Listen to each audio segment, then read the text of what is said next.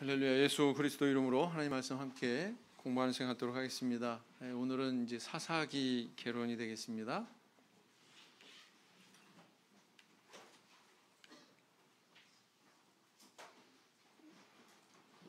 사사기의 제목은 히브리 성경의 제목에서 유래하는데요. 쇼페팀이라고 이렇게 시작하는 이 단어의 뜻은 지도자 혹은 재판관 이런 뜻이라고 합니다.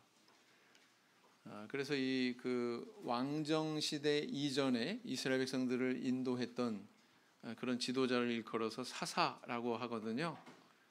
이 사사는 바로 정치적인 또는 군사적인 그런 지도자일 뿐만 아니라 뭐 전쟁이 일어나고 막 그러면 이제 이끌고 나가서 전쟁하고 그런 지도자였단 말이죠. 뿐만 아니라 뭐 재판을 해야 되는, 옳고 그름을 분별해야 되는 그런 상황이 되면 그것을 중재하는 그런 심판관 노릇도 했다라는 겁니다. 그래서 이제 사사들에 대한 기록 이런 뜻으로 우리 한글 성경 제목도 사사기로 이렇게 명명하고 있죠. 이 사사기의 저자는 정확하게 알 수가 없습니다. 추정할 뿐인데 아마 왕정 시대에 막 이제 들어서는 그 시기에 사무엘 선지자가 말년에 기록하지 않았겠느냐 이렇게 추정하고요. 아니면은 같은 동시대에 다른 익명의 저자에 의해서 기록되지 않았느냐 이렇게 추정을 할 뿐입니다. 많은 성경이 이렇죠. 저자를 정확하게 알 수 없습니다. 그러나 하나님의 감동으로 된 것만은 분명하다. 우리 성도님들 어렸을 때 부모의 심정에 대해서 잘 헤아리는 그런 아이가 있을까요? 없죠. 나한테 잘해주고 따뜻하게 해주면은 다 좋은 사람인 것 같고, 그죠? 나한테 회초리 대고 꾸지람하고 그러면은 다 나쁜 사람인 것 같고, 그죠? 그게 어린아이들이 아주 단순한 반응이죠. 우리 신앙도 어렸을 때는 그런 정도밖에는 안 되는 것 같아요. 그런 정도밖에 안 되기 때문에 성경을 어떤 식으로 보냐면 읽어가지고 나한테 은혜되고 좋은 음성 기록한 내용만 보고 싶어요. 근데 성경은 그런 것만 기록하고 있지는 않거든요. 때로는 좀 쓰라린 이야기도, 따가운 이야기도, 마치 회초리로 내려치는 것 같은 그런 말씀도 기록을 하고 있거든요. 그것이 뭐 꿀같이 단 말씀이거나 아니면 회초리같이 따가운 말씀이거나 사실 그 이면에 그 말씀을 주시는 분은 동일한 마음을 가지고 계신 하나님이다. 이건 분명합니다. 그렇지 않습니까? 네, 그래서 둘 다 받아들일 줄 알아야 돼요. 그것도 달게, 쓴 것도 달게. 그래서 그것이 나와는 좀 동떨어진 전체 인간에 대한 이야기라면 또 그것도 그렇게 눈을 넓혀서 이해할 줄 알아야 됩니다. 그래야 장성한 그 자녀가 부모 마음을 헤아리는 것처럼 장성한 신앙인이 하나님 마음 헤아리고 이렇게 성경을 보고 신앙의 길을 갈 수 있다는 거죠. 사사기도 아마 어린 신앙의 시절에는 굉장히 읽기 싫어하는 경권 중에 하나일 겁니다. 열왕기 하부터도 그렇죠?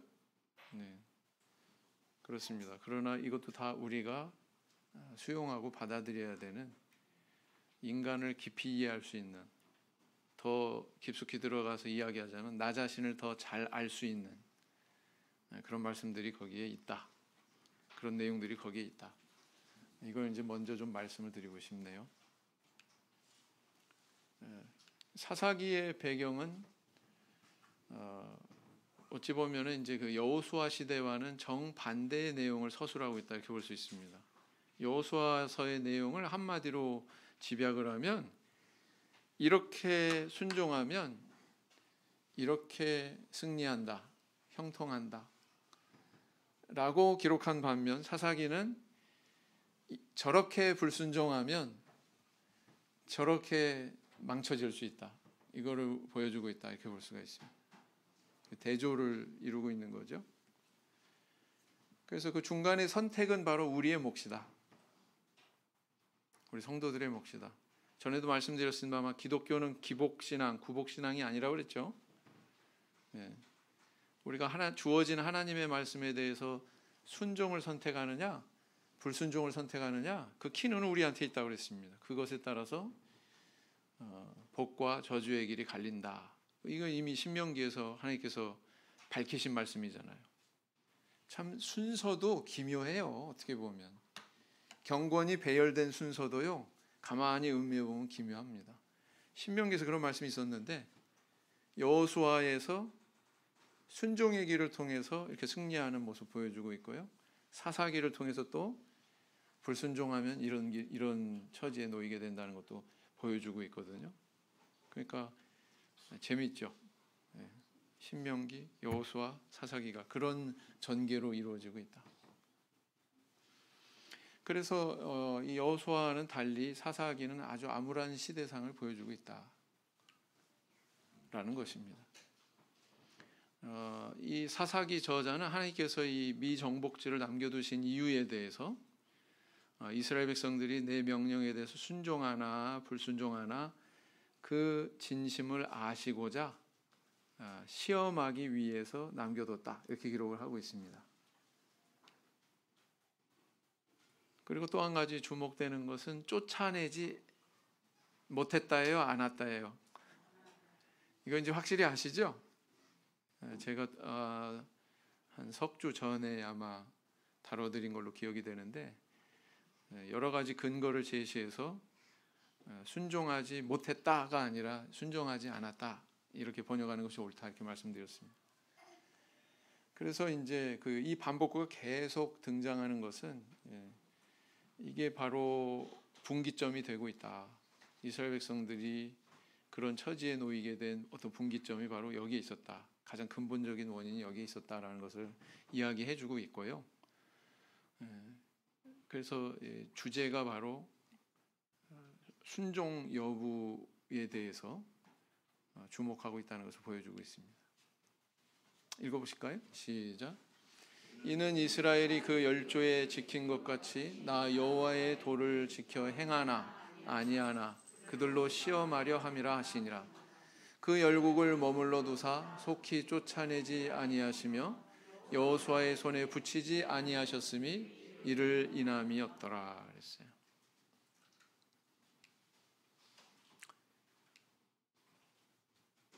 그래서요, 이 사사기 전체를 이렇게 주목해서 보면 어떤 구조를 발견하게 되냐면은 이스라엘 백성들이 범죄합니다. 불순종을 통해서 범죄하고 이에 대해서 하나님께서 징계의 채찍을 내리시고 그 다음에 부르짖으면서 회개하고 하나님께서 즉각적으로 또 사사를 보내서 구원하시고 조금 지나다가 또 다시 타락하는 이런 순환의 구조를 가지고 있다.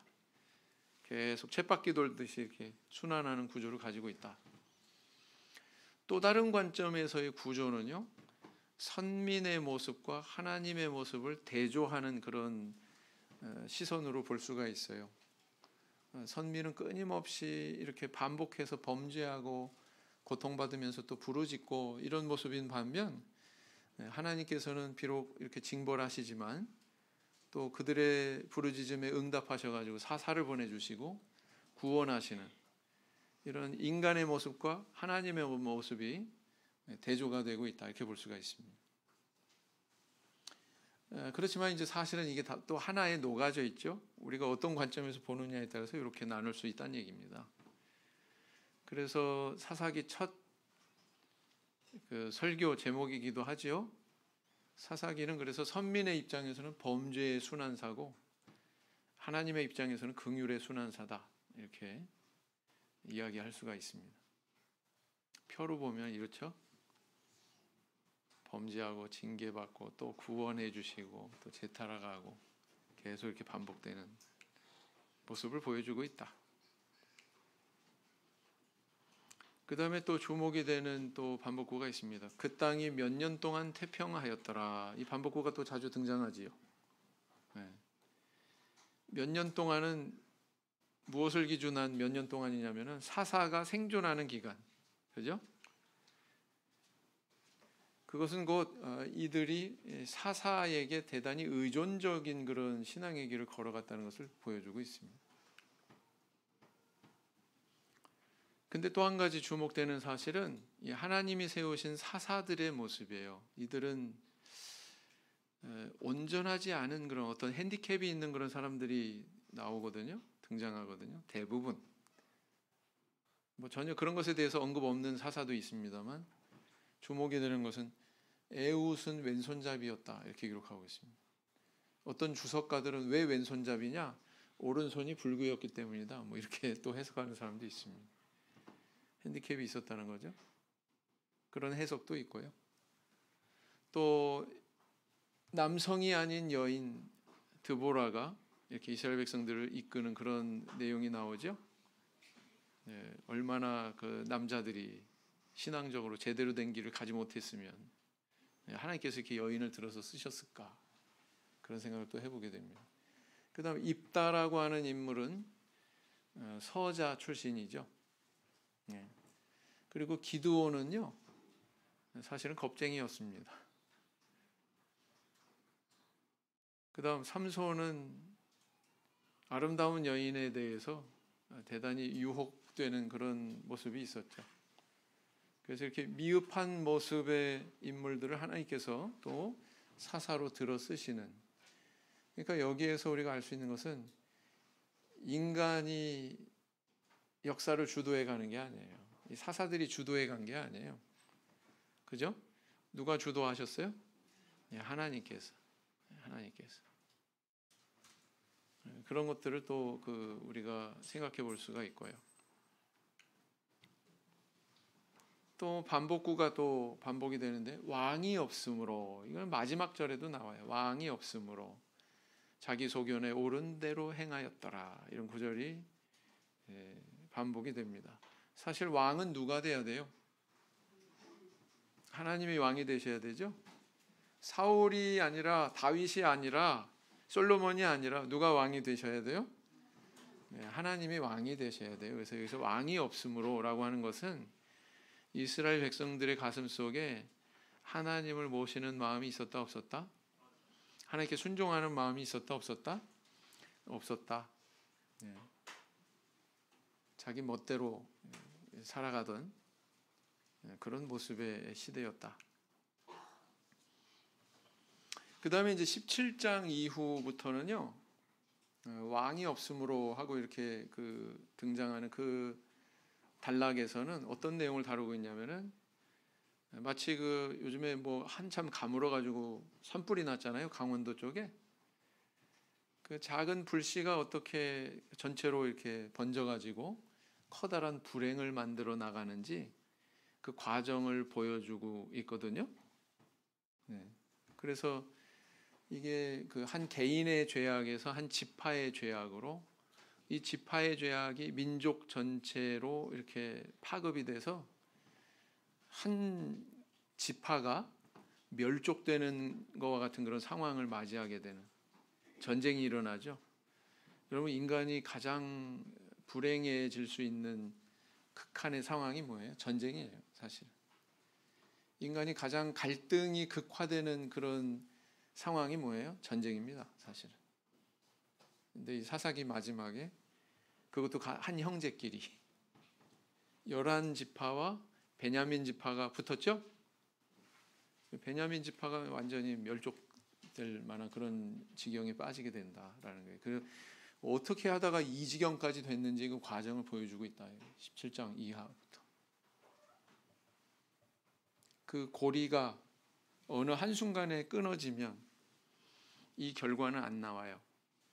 그 고리가 계속 연결되니까 안 좋은 쪽으로 연결되니까 암에 걸리는 거죠. 전쟁이 일어나는 거죠.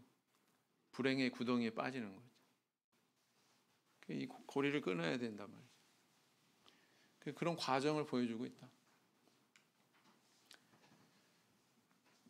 그래서 이제 이 사사기의 저자는 이런 내용을 통해서 이스라엘 백성들의 그 역사를 조명하는 이 과정을 통해서 오늘날 성도들에게 고린도전서 10장에 보면 뭐라고 기록하고 있습니까? 전에 기록한 바는 다 우리를 교훈하기 위해서 주신 거죠, 그죠? 그래서 여호와를 온전히 쫓는 신앙을 걸어가야 된다. 이걸 교훈하기 위해서 이런 말씀을 주고 있는 거다라는 것입니다. 그래서 여호수아의 말씀이 소중한 만큼 사사기 말씀도 소중한 겁니다. 그죠? 자, 그래서 사사기는요, 1부, 2부, 3부, 머리, 몸통, 꼬리 이렇게 이제 분류할 수 있다. 크게 나누면 1부 내용은 뭐냐? 그들이 당하는 고통의 원인에 대해서 이렇게 불순종했기 때문이다. 핵심은 이거죠. 핵심은 이 불순종은 뭐예요? 쫓아내라라고 하는 그 명령에 대해서 순종하지 않았다는 거죠. 근데 이제 여기에 이 번역이 쫓아내지 못했다라고 된 이유가 변명거리에 해당되는 그런 이유들이 일장에 또 나열이 되고 있기 때문에 그래요. 그래서 2장에 가서는 이제 하나님께서 이제 천사를 통해서 질책하시는 그런 음성을 주시고, 이들이 이렇게 불순종할 수밖에 없었던 것에 대해서 여호와를 알지 못하게 됐다. 후세대가 이렇게 이야기하고 있죠. 우리 일요일 날, 토요일 날 오후에 출발해가지고 일요일 날 우리 초기 역사 교육관 다녀왔는데 너무 잘 갔다 온 것 같아요. 너무 잘 갔다 온 것 같습니다. 우리 선배들의 신앙을 배울 수 있었거든요. 그죠? 거기 갔다 왔기 때문에 우리 청주교회 학생반들은 아마 한 사람도 떨어질 사람이 없을 겁니다.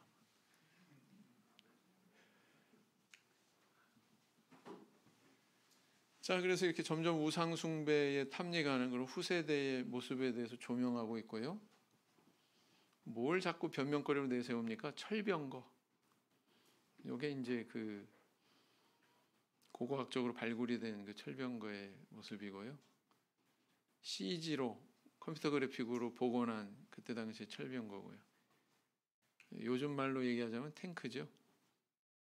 지금 러시아하고 우크라이나하고 전쟁하는데 제일 많이 동원이 되는 무기, 그죠? 자, 사사기 1장 19절 형제반, 4장 3절 자매반 이렇게 읽겠습니다. 시작. 여호와께서 유다와 함께 하신 고로 그가 산지 거민을 쫓아내었으나 골짜기의 거민들은 철병거가 있으므로 그들을 쫓아내지 못하였으며 그랬어요. 4장 3절 시작. 야빈 왕은 철병거 900승이 있어서 20년 동안 이스라엘 자손을 심히 학대한 고로 이스라엘 자손이 여호와께 부르짖었더라. 다 같이 읽겠습니다. 시작.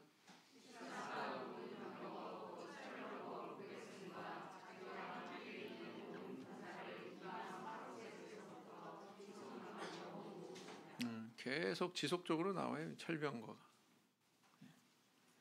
변명거리가. 그 다음 3장부터 이제 16장까지는 사사기라고 하는 이름에 걸맞게 12사사가 이렇게 저렇게 활약했다라는 내용을 기록을 하고 있습니다. 사사기에 등장하는 사사의 숫자 12. 재밌죠? 네. 12이라고 하는 숫자가 성경에 많이 나오잖아요. 외우기도 쉽다. 저는 어떻게 외우냐면요. 앞자만 따가지고 사사들 이름 앞자만 따서 그렇게 외우거든요. 오데삼드, 기돌야입, 이벨압삼 뭐 이렇게 외웁니다. 자, 제일 처음에 누가 등장합니까? 네. 온니엘. 이거 지난 안식일에 다뤘죠? 네, 우리 하나님 말씀 함께 살펴봤었습니다. 그 다음 오데, 에훗은 왼손잡이라고 그랬습니다. 그죠? 모압 왕 에글론을 죽인 그런 인물이고요. 그 다음 삼갈. 삼손보다 삼갈이 먼저 나오구나. 이렇게 생각하시면 되죠. 블레셋 사람을 600명을 죽여서 이스라엘 백성들을 구원합니다. 그러니까요, 이 사사들은 뭐 어떤 때는 뭐 모압 족속, 어떤 때는 블레셋 족속, 어떤 때는 미디안 족속, 뭐 이렇게 따로따로 상대하거든요. 그러니까 전국적인 그런 지도자가 아니에요. 전 지파를 아우르는 지도자가 아니에요. 국지적으로 요 지파, 저 지파 이렇게 뿔뿔이. 그래서 이렇게 기록하고 있는 겁니다. 드보라가 바락을 통해서 시스라의 군대를 격퇴시키는 이야기, 그 다음 야엘이라고 하는 여인이 시스라를 죽인 그런 이야기, 이런 것들이 기록이 되어 있죠. 3장 28절에서 30절 읽어보시겠습니다. 시작. 무리에게 이르되 나를 따르라. 여호와께서 너희 대적 모압 사람을 너희의 손에 붙이셨느니라 하매 무리가 에웃을 따라 내려가서 모압 맞은편 요단강 나루를 잡아 지켜 한 사람도 건너지 못하게 하였고 그때 모압 사람 1만 명가량을 죽였으니 다 역사여 용사라 한 사람도 피하지 못하였더라. 그날에 모압 사람이 이스라엘의 수하에 항복하매 그 땅이 80년 동안 태평하였더라. 그 다음에 그 시스라를 처단한 여인, 기록이 좀 끔찍하죠. 그래도 읽어보겠습니다. 시작. 그가 곤비하여 깊이 잠든지라 헤벨의 아내 야엘이 장막 말뚝을 취하고 손에 방망이를 들고 그에게로 가만히 가서 말뚝을 그 살적에 박음에 말뚝이 꿰뚫고 땅에 박히니 시스라가 기절하여 죽으니라. 그 다음에 이제 드보라와 바락의 노래가 5장에 기록되어 있고요. 기돌야입 이렇게 되죠. 기돌야입. 그래서 기도의 내용이 무려 4장이나 이렇게 기록이 되어 있어요. 그런데 돌야입 여기에 대해서는 그렇게 많이 기록하고 있지 않습니다. 딱 4구절. 돌라 야일은 딱 4구절. 기도는 4장. 두사사는 4구절 이렇게 기록되어 있죠. 기도원이 그 포도즙 틀에서 밀 타자 그랬죠. 왜요? 들킬까봐. 그래서 겁쟁이라고 그러는 거예요. 당당하게 타작마당에서 밀 타작한 게 아니고 포도즙 틀에서 몰래 미디안 족속이 볼까봐. 왜요? 빼앗기니까. 그죠? 그랬던 기도원이 읽어보겠습니다. 시작. 여호와의 사자가 아비에셀 사람 요아스에게 속한 오브라에 이르러 상수리 나무 아래 앉으니라. 마침 요아스의 아들 기드온이 미디안 사람에게 알리지 아니하려 하여 밀을 포도주 틀에서 타작하더니 여호와의 사자가 기드온에게 나타나 이르되 큰 용사여 여호와께서 너와 함께 계시도다. 큰 용사여 어울려요? 어울립니까? 마치 신약성경 복음서에서 조변석계 뭐 절대로 나를 못 시킵니다. 내가 널 시키지 않으면 너랑 나랑 상관없으니까 그러면은 목욕까지 시켜주세요. 이게 무슨 반석이에요? 베드로가 반석 나와요? 조변석계지. 제가 이름 붙였으면 아마 조변석계라고 붙였을 거예요. 그런 베드로가 나중에는 정말 베드로답게 되지요. 교회의 반석 같은 그런 인물로 자라나지 않습니까? 그런 것처럼 이 기드온도 그 베드로랑 똑같다 어떻게 보면.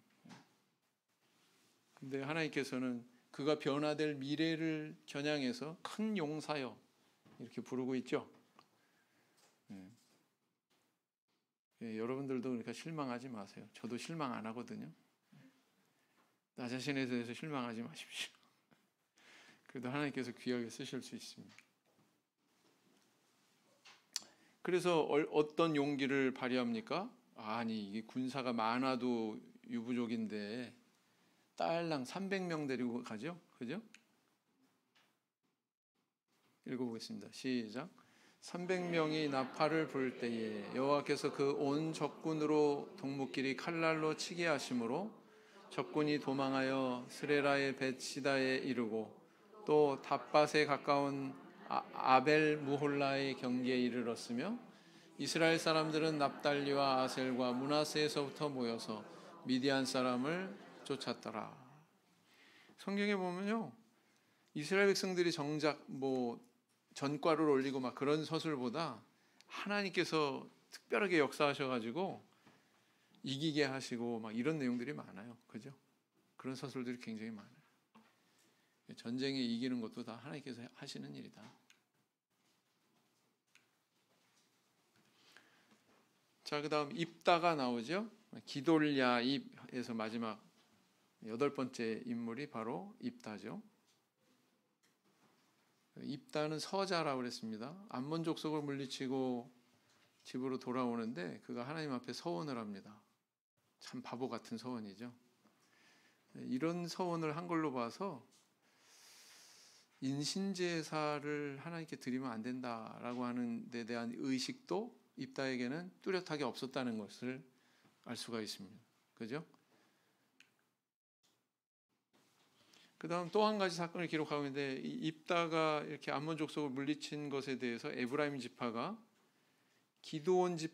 기드온한테 시비 걸었던 것처럼 입다에게도 나와가지고 시비 걸죠. 너 전쟁하러 갈 때 왜 우리 안 불렀어? 막 이러고 나오죠.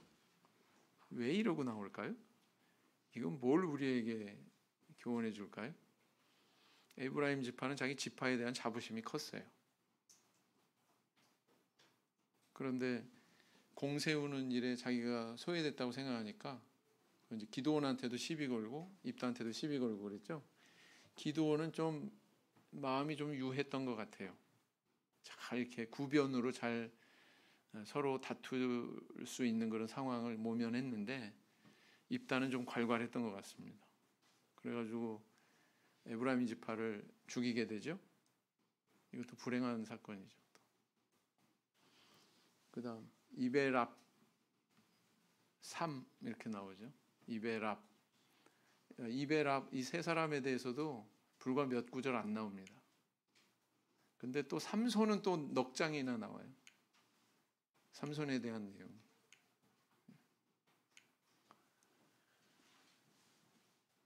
이 사파는 이제 딸을 인신제사로 바치겠다고 맹세했는데 제일 처음 나와서 나를 맞이하는, 개선하는 나를 맞이하는 동물을 생각했을까? 개를 키웠을까? 집에서. 개도 드리면 안 되잖아요, 하나님께. 자, 읽어보겠습니다. 시작.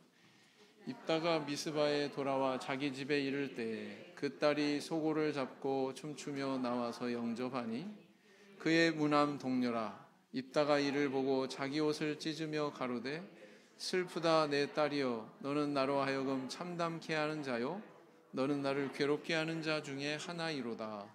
내가 여호와를 향하여 입을 열었으니 능히 돌이키지 못하리로다. 딸을 제물로 바치잖아요. 그래서 입다를 질시하다가 에브라임 지파는 나루터에서 떼죽음을 당하죠. 그죠? 발음만 좀 잘했어도 괜찮은데. 십볼렛 해봐 그러는데 뭐라 그랬어요? 십볼렛 이렇게 발음을 하는 바람에 에브라임 지파구나 발각이 돼서 우리 경상도 사람이 좀 그 에브라임 지파 피가 있는지. 쌀 해봐 그러면 뭐라 그래요? 미안합니다. 그런 뜻은 없었습니다. 읽어보겠습니다. 시작.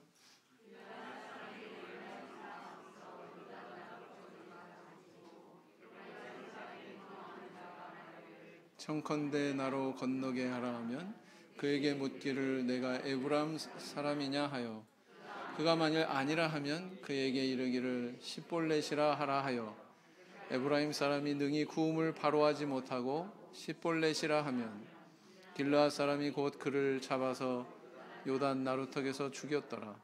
그때 에브라임 사람의 죽은 자가 42,000명이었더라. 많아요 적어요? 이거 엄청난 일이에요.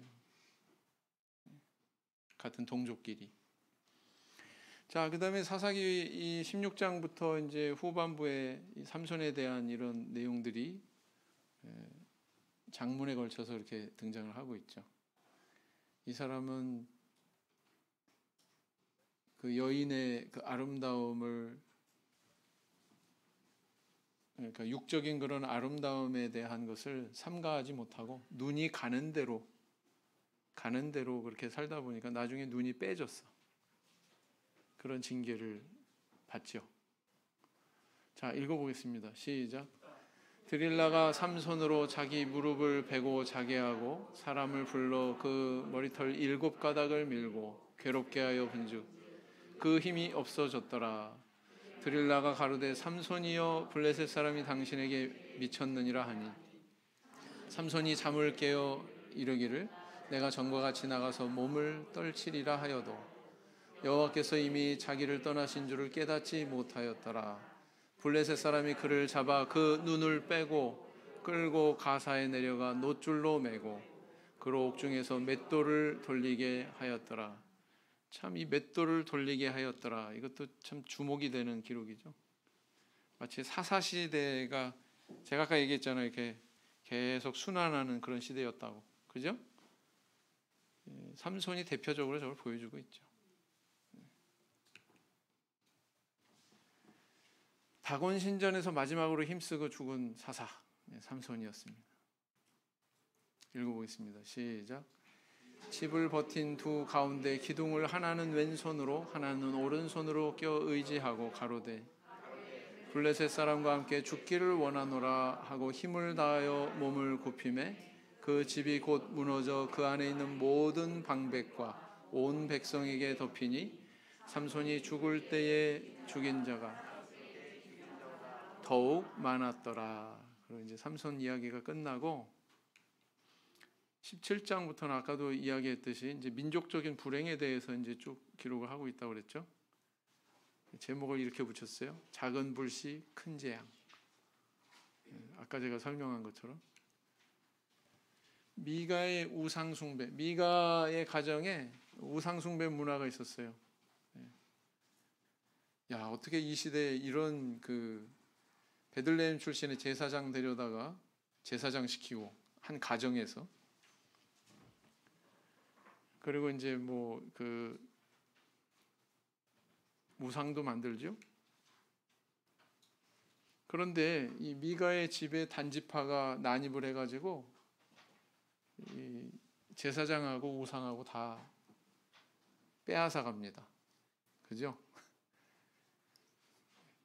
이건 어떻게 봐야 되나? 일반 개신교에서는요, 작은 교회는 지금 굉장히 어렵죠, 그죠? 큰 교회가 작은 교회 신도들도 다 훑어가죠, 그죠? 어떻게 보면은 개교회주의의 원형이 아닌가, 이게. 사사기에 등장하고 있는 이 내용이 개교회주의의 원형이라고 볼 수 있지 않은가, 이렇게 생각이 됩니다. 단지파는 왜 배회를 했을까요? 그것도 좀 이상한 일이죠. 그 다음 한 레위인에 대한 이야기가 기록이 되고 있는데 그 첩에 대해서 레위인이 첩을 뒀어? 이것도 참 이상한 일이죠. 그 시대에. 그러니까 뭐 이리 봐도 이상하고 저리 봐도 이상해요. 그런 암울한 시대였다는 거죠. 그리고 이제 이 레위인의 첩을 갖다가 베냐민 비류들이 겁간을 합니다. 비류들이라 하면 불량배들 이야기하죠. 그죠? 그래서 이 레위인이 자기 첩이 죽은 그 시신을 토막을 내가지고 11지파에 보내죠. 12지파에 보내죠. 그러니까 이제 다 난리가 난 거죠. 모든 지파들이. 그래서 모여가지고 이게 도대체 무슨 일이냐. 저 베냐민 지파의 비류들 가운데 악한 일을 한 사람이 있다. 베냐민 지파한테 가가지고 그 악행을 한 사람을 내놔라. 그러니까 내놨어요? 안 내놨어요? 안 내놨어요. 베냐민 지파가 그 순간에 아마 여기 있으니 법대로 처분하시오 이렇게 나왔다면 전쟁이 일어났어요? 안 일어났어요? 자, 아까 제가 이제 작은 불씨 큰 재앙 이렇게 제목을 붙였다고 그랬는데 한번 생각해 보세요. 레위인이 세상에 첩을 뒀다니, 첩 두지 않았다면 이런 일이 일어났어요? 안 일어났어요? 또 그 첩의 그 친정집에 그렇게 게으름 피우고 오래 머물지 않았다면 이런 일이 일어났어요? 안 일어났어요? 안 일어났어요. 레위인이면 자기 관할 지역에 빨리 가야지. 그죠? 그다음 이 베냐민 지파에서 그 비류들을 내놓으라고 그럴 때 이렇게 정의롭게 처분하라고 이렇게 내놨으면은 이 전쟁이 일어나 이런 불행이 일어났을까요? 안 일어났을까요? 안 일어났겠죠. 그러니까 모든 순간순간 그 연결고리들이 악으로 치닫다 보니까 결국 마지막에서 이런 상황이 벌어진 거란 말이에요. 암 환자가 뭐 암 하루아침에 걸립니까? 뭐 음식도 안 먹고 몸도 피로하게 하고 정신적으로 스트레스도 많이 받고 안 좋은 거 다 연결돼 가지고 딱 맞아 떨어지면 어떻게 되는 거예요? 암 걸리는 거잖아요. 그죠? 똑같다. 과정을 보여주고 있는 거다. 그래가지고 이 베냐민 지파가 이제 완전히 멸족될 그런 상황이 돼가지고 궁여지책으로 사사기판 보쌈이 벌어지잖아요. 그죠? 그게 21장에 나와 있습니다.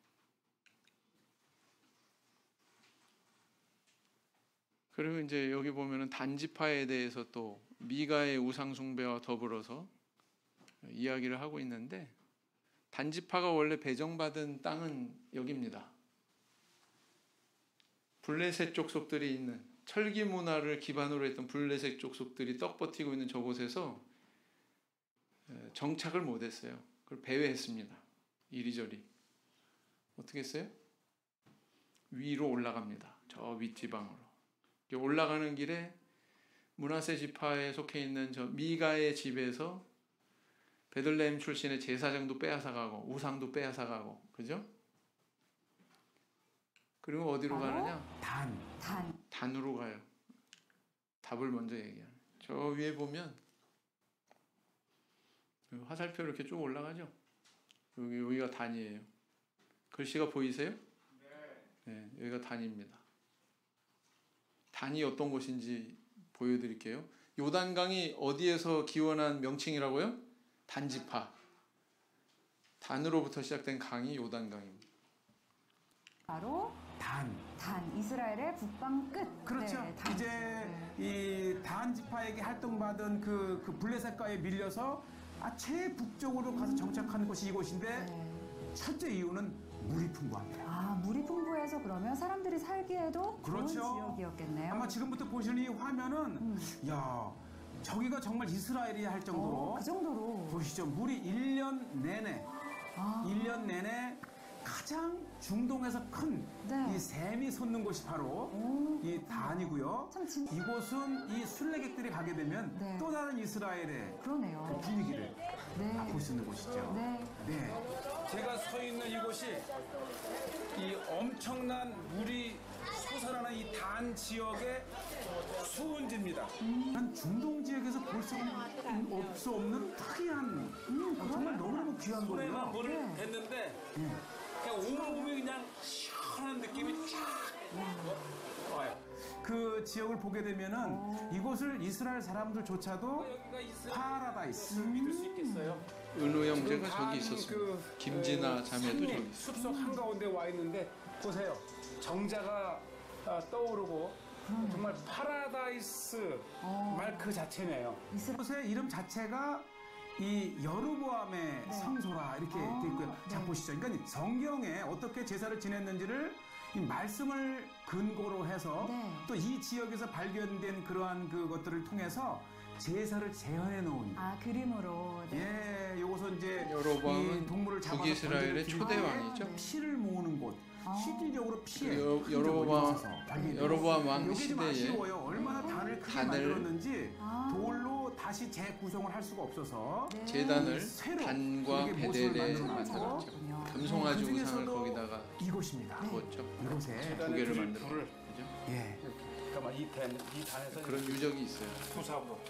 예, 이렇게 이제 제사를 지냈던 곳을 이제 그 재구성을 해놨는데 이곳에서 네. 저 부살이 발견된 거예요. 아, 부사. 그러니까 지금- 그때 당시 흔적을 그렇죠. 주는 증거잖아요. 그러니까 지금까지 이제 이 이스라엘 사람들이 제사를 지냈다고 하지만은 실질적인 도구가 발견되기는 처음이에요. 유일하죠. 예, 처음이자 유일하죠. 또 이곳에 이제 이게 상수리 나무예요. 상수리 나무. 네, 사실 유대인들은 네. 성경에도 보면 상수리 나무에 TJC 당을 청년들이 쌓았다. 저 네. 밑에서 이 사진 찍었네요. 성소에 상수리 나무가 많고요. 네. 이 규모가 굉장하고 네. 네. 요것에 이제 성문에 왕이 앉아서 네. 이게 다가오는 많은 사신들과 네. 그 백성들을 영접하던 바로 그 자리라고 합니다. 그렇군요. 사실 이 성문의 규모를 보면 전체적인 규모가 어느 정도 되는지 또 보시죠. 예측할 예. 수 있잖아요. 저기 재구성된 그 성의 모습인데 네.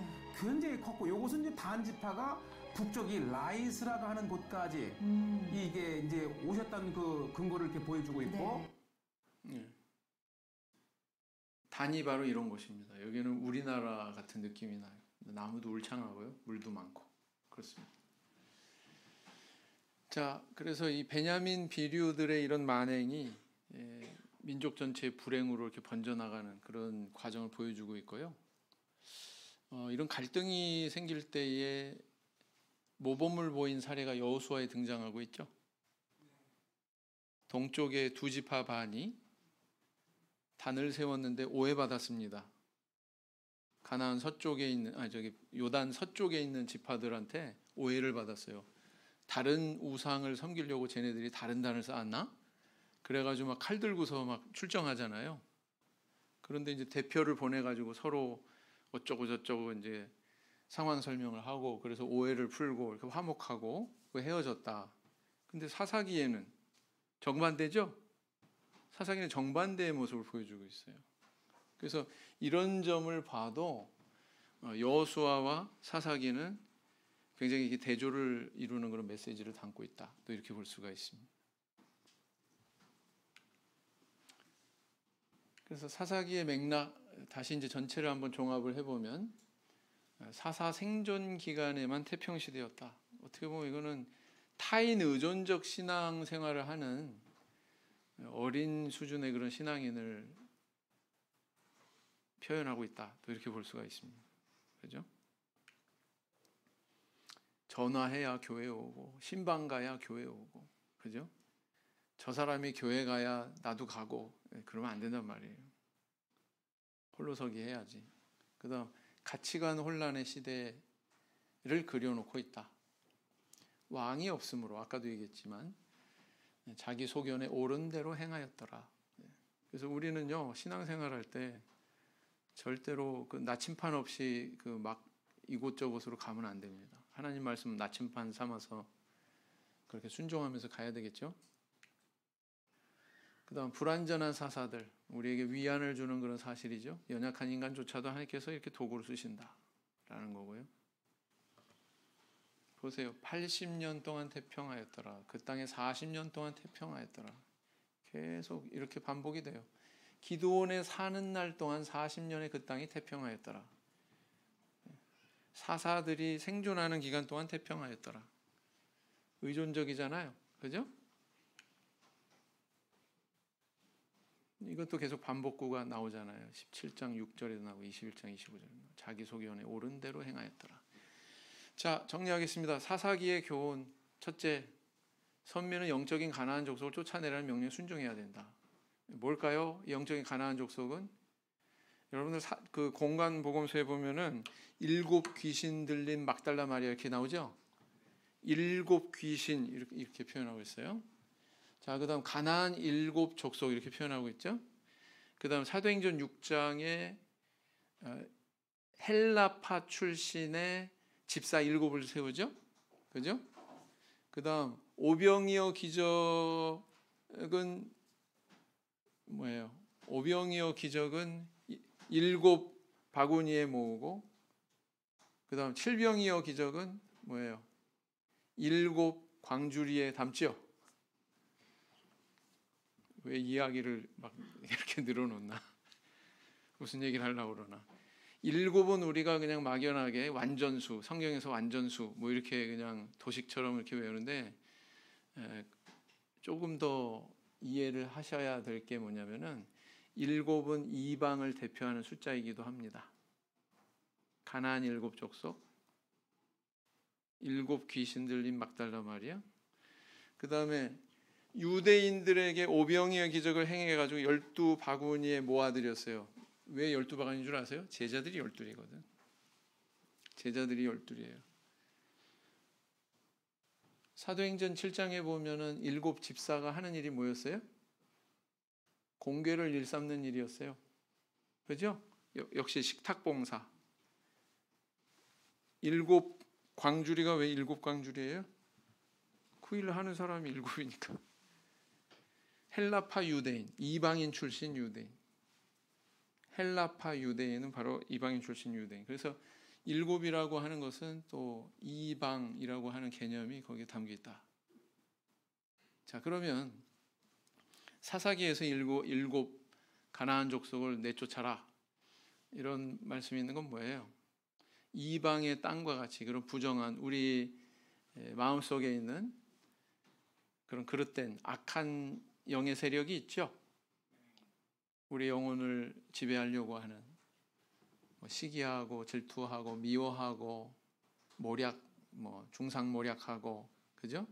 교만하고 막 이런 그런 모습들이 있어요, 없어요? 우리 안에 그런 것들 다 몰아내라.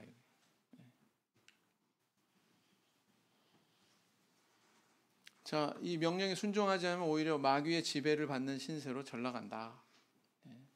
사사시대처럼. 그 다음 하나님은 선민이 범죄에 고통당하고 있을지라도 회개하고 부르짖으면 구원하신다. 마치 부모님이 자녀가 위급한 상황에 처하나 유심히 멀리 떨어져 있지만 혼자 비척비척 걸어가고 그래도 신경은 다 거기 가 있죠? 네? 온갖 신경이 강대상에 올라가나 안 올라가나 온갖 신경이 거기 가 있죠. 그죠? 그런 것처럼 하나님께서 이렇게 지켜보시고 부르짖으니까 그냥 사사를 보냈다. 얼마나 부르짖었을까요? 5년? 10년? 아닐 것 같아요. 그죠? 부르짖으니까 그냥 곧바로 사사를 보내셔서 구원해 주시는 그런 모습을 보게 됩니다. 자, 신앙을 잘 계승하면 가나안을 정복하지만 그렇지 못하면 유지도 불가능하다. 오늘날 우리 굉장히 경종을 울리는 그런 말씀이에요. 전도요, 자라는 세대에 올곧게 잘 신앙인으로 그렇게 성장시키는 게 더 우리에게 중요할 수 있습니다. 그러고 나서 다른 사람 전도하는 게 순서가 맞지. 그렇지 않을까요? 자라는 세대도 제대로 관리 못하면서 무슨 전도한다고 그래요. 다 놓치고서 뒷문으로 다 나가고 있는데 그러면 안 된다. 신앙의 계승을 잘 해야 된다. 하나님과의 관계가 훼손되면 사람과의 관계도 훼손된다. 그 과정을 잘 보여주고 있습니다. 사사들은 궁극적으로 선민을 구원하시는 그리스도를 예표한다. 이런 것들이 사사기에 담고 있는 메시지가 되겠습니다. 오늘 여기까지 마치겠습니다. 묵상 기도하시겠습니다. 아멘.